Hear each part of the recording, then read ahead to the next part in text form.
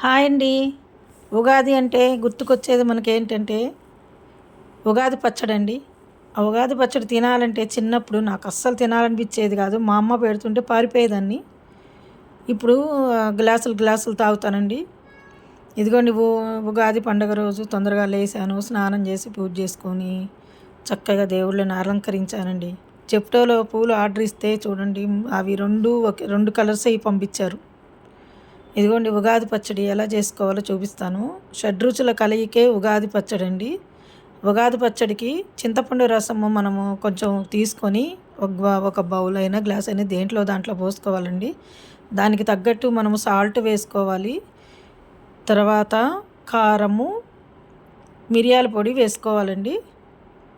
తర్వాత దానిలోనే వేప పువ్వు, కొంచెం బెల్లము, మామిడికాయ ముక్కలు, తీపి, పులుపు, కారము, వగరు, చేదు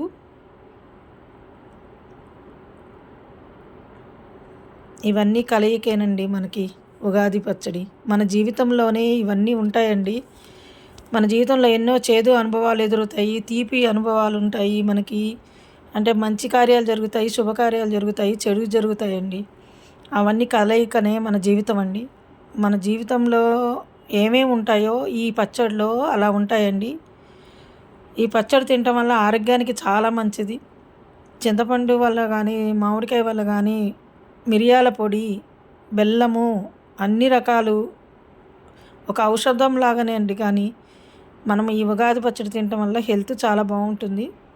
ఉగాది పచ్చడిని చేసుకొని అందరము తిందామండి. చాలా హ్యాపీగా మన జీవితం అంతా సాగిద్దాము. అందరూ బాగుండాలండి. అందరికీ ఈ విశ్వాసనామ సంవత్సర ఉగాది శుభాకాంక్షలండి. ఈ ఉగాది నుంచి మనమందరికీ మంచి జరగాలని మనస్ఫూర్తిగా కోరుకుంటున్నాను.